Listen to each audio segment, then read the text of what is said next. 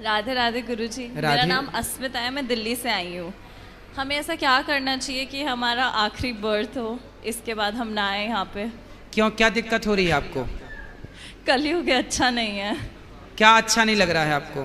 परेशानियाँ होती हैं बहुत। क्या परेशानी है आपको? बहुत सारी, करियर में, फैमिली में, पर्सनल लाइफ में। देखो, परेशानियों का नाम ही जीवन है।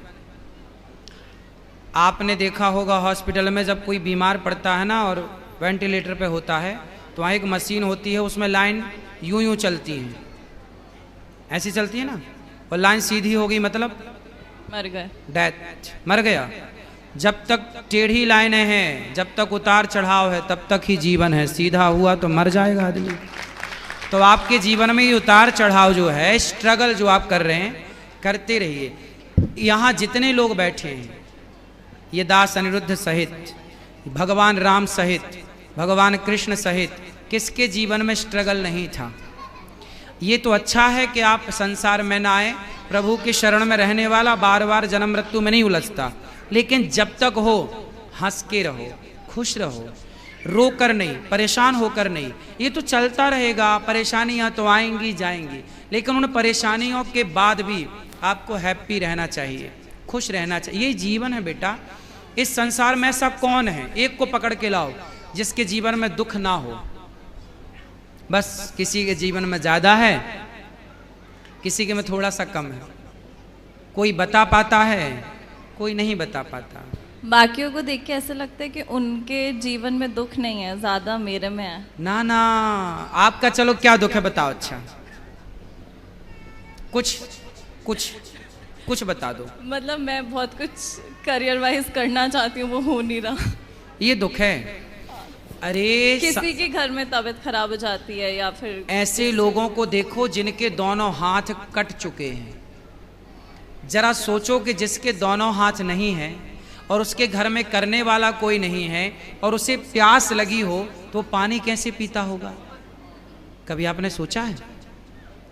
मैंने ऐसे लोगों को भी देखा है जिनके दोनों पांव और दोनों हाथ नहीं है। अब बताओ कि उसे प्यास लगती होगी तो वो डिपेंड होता होगा ना दूसरों पर, भैया जरा हमें पानी पिला दो, भैया भूख लगी, कुछ खा नहीं सकता। तो दुखी तो वो है बेटा।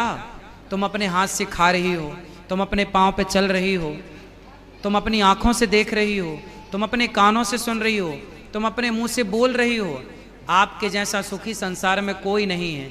दुखी तो वो हैं जो एक शब्द भी नहीं बोल पा रहे हैं, बेचारे गूंगे हैं।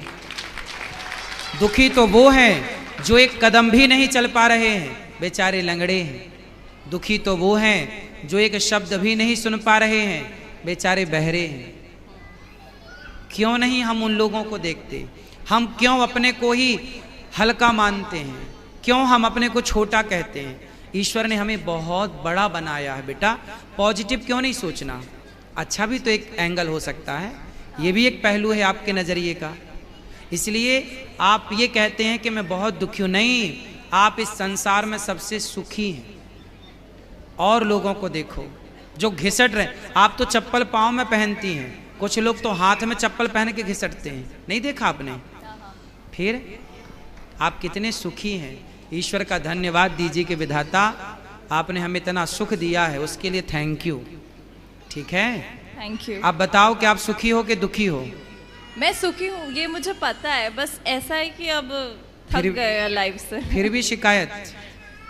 शायद से, मतलब ह्यूमन नेचर होती है कि हाँ बेटा, देखो यदि शिकायतें करने बैठेंगे तो सबकी शिकायतें हैं।